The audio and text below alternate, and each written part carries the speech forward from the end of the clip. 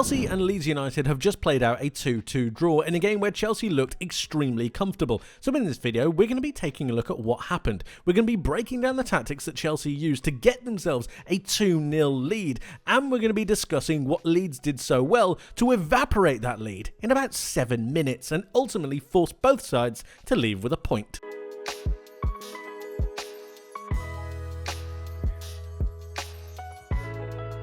The exploitation of Leeds' 3-4-3 system was the backbone for Chelsea's good performance, especially in that first half, really isolating both Gruev and Ampadu with a numerical advantage that Chelsea would create with both of their wingers. Initially, you see Estevao and Enzo, but they didn't naturally play there. They drifted infield and looked to link with the likes of Cole Palmer, Caicedo and Santos. What it did was then allow for the fullbacks to create the width for this Chelsea side. Naturally, Enzo isn't a winger, so having him drift infield makes a lot of sense, and vice versa on the other side. Estevao and Gusto did mix positions occasionally. You had Gusto drift infield at times, but typically what you saw was this. This was the numerical advantage that Chelsea created time after time again against this Leeds midfield too.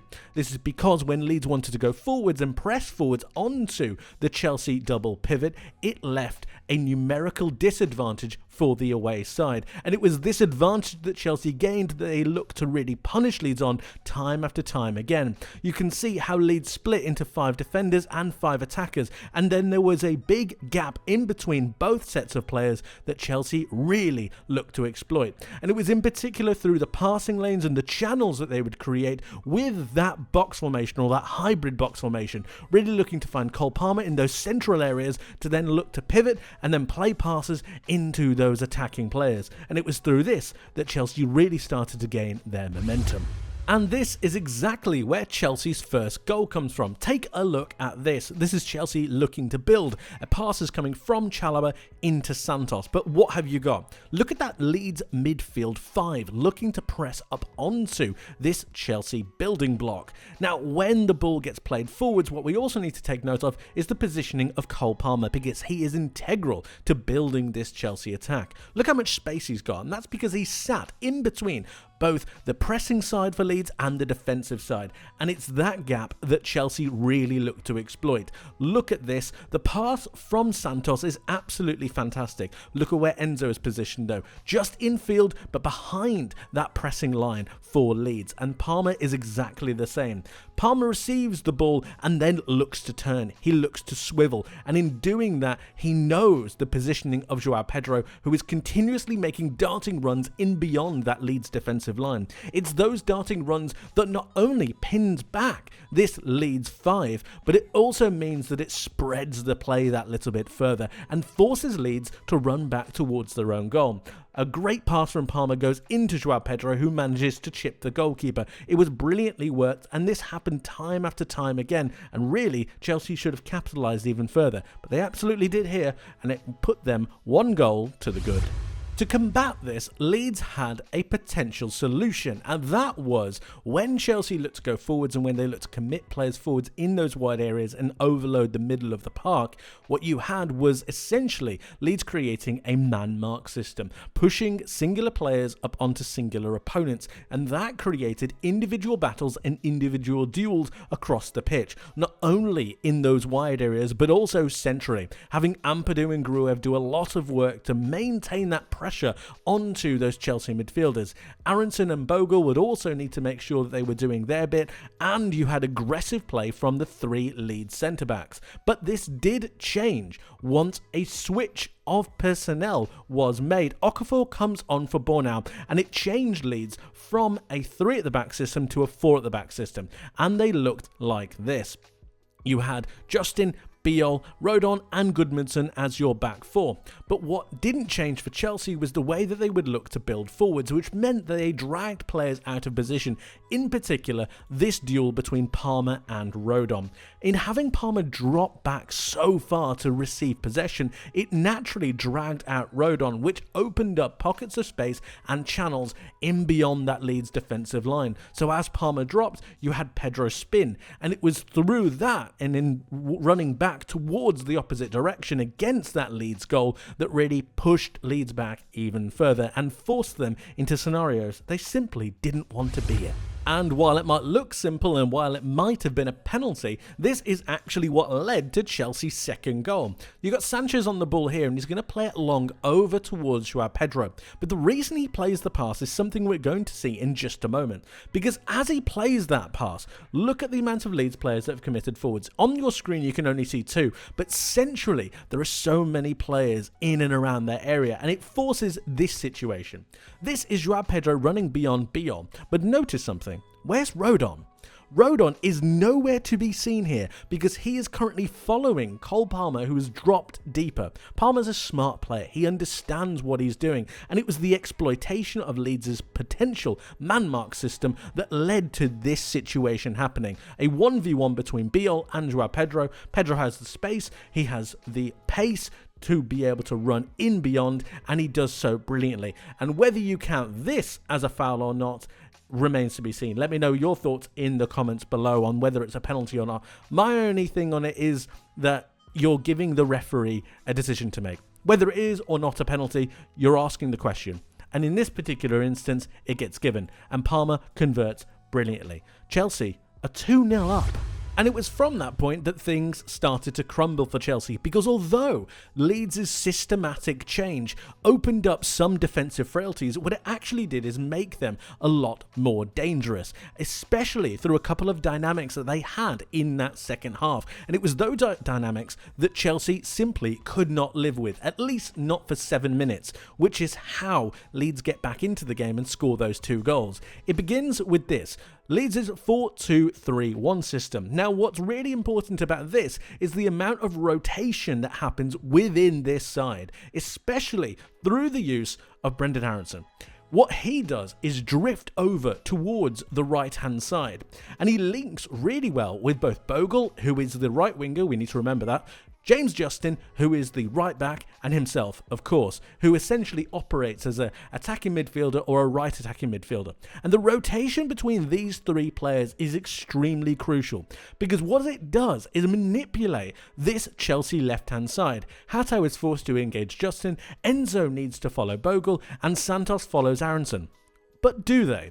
Because in that rotation, what you tended to see was spaces open up in the centre of the park, and the place where Santos originally was is not filled anymore.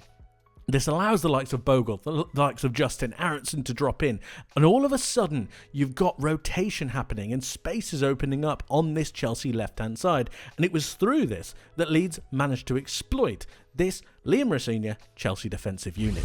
The rotation from Leeds, especially on that right-hand side, caused no end of problems for Chelsea, and they simply were not able to fix it fast enough, and Liam Rosenior was not able to really change things around quick enough to prevent the goals from happening. Just take a look at this. You've got James Justin on the ball currently, Bogle, who is your right winger, and Aronson. Those are your 3, and we're going to be highlighting those throughout this. Now, what you've got is Justin passing over to Bogle, and he continues to make a run. You could argue now he's in a more offensive position. He's in the right wing position. Bogle's your right back. He's comfortable being there, and Aronson is still the attacking midfielder in that midfield zone. But if we follow it on for about 45 seconds, what you've now got is this.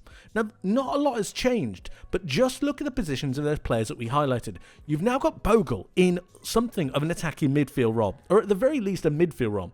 James Justin is out on that right-hand side, back as a right-back. And you've got Brendan Aronson now as that right winger. Look at that. That's a front 3.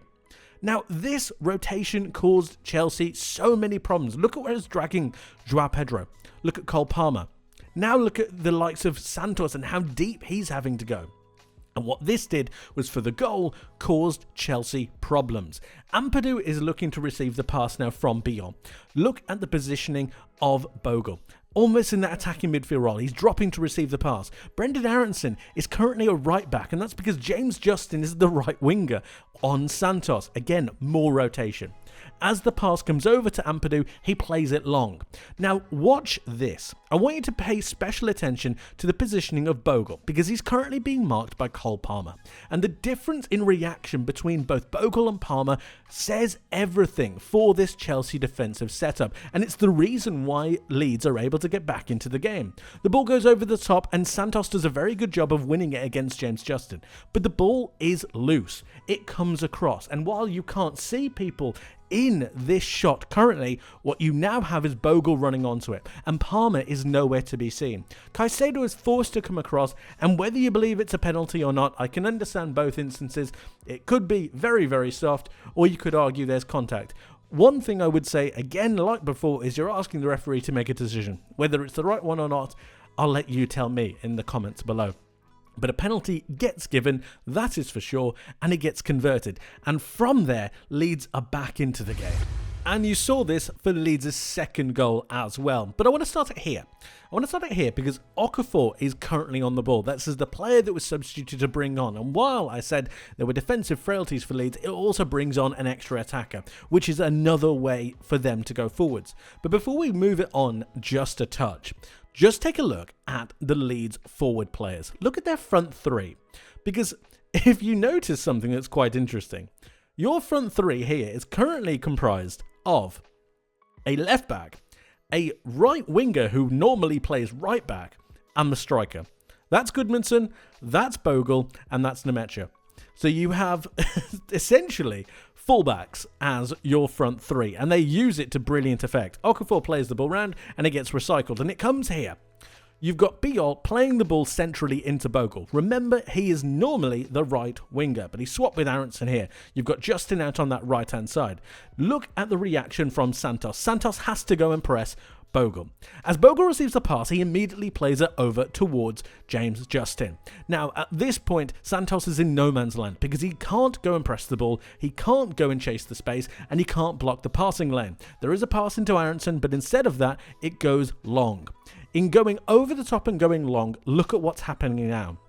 You've got Hato come to contest. That opens up the space, the channel that Brendan Aronson runs into, and it pulls away Trevor Chalobah. This is all really important because it's all about opening space. Look at the amount of space in the centre of the park already. The next thing I want you to notice is this battle in the centre. Now, while it's not necessarily a battle for the ball currently, it's a battle for space, and that is just as important. Bogle and Santos, remember those two, and remember the positions that both of these players are in. As the ball gets over towards Nemecha into that space, you've again dragged across those centre-backs, and the space has opened up. Look at the channel of space between the centre-back and the full-back, between Acheampong and between Gusto. This is space that Bogle is going to run into. Chelsea don't deal with it anywhere near well enough, but let's just take it back for a moment, because look at the amount of distance that's between Bogle and Santos now. Nowhere near good enough. He's not following that run well enough, and that battle has been lost, and it leads to this. Now, while Chelsea do not deal with it well enough, I think Leeds need to be given a lot of credit for maintaining that situation. There is a huge question about handball, and again, like all of the contentious decisions, I want to hear from you, so let me know your thoughts in the comments below. Is it handball? Is it not? Would you have given it? Let me know. I'd love to hear from you. But what they do so well is keep the ball alive. Chelsea don't deal with it well enough, and it leads to this scenario. Hesitation. Hesitation not only from the centre-back for not clearing it, but also hesitation from the goalkeeper for not making that situation his own. Perhaps he's too far away. I think he might be. But in this scenario, you need a leader to take the ball and just clear it. It doesn't. And remember that player that we started with? Yep, that's Okafor. And he ends up converting that chance. Leeds did brilliantly to get back into the game, but Chelsea will be kicking themselves because it was a scenario that could have been fixed. But of course, guys, let me know your thoughts in the comment section below. I would love to hear from you, so please do get involved. What did you make of Leeds? What did you make of Chelsea? Let me know. I'd love to hear from you. Thank you ever so much for watching. I hope you enjoyed. I hope you learnt something new, and I hope to see you in the next one. But until then, my friends, take care.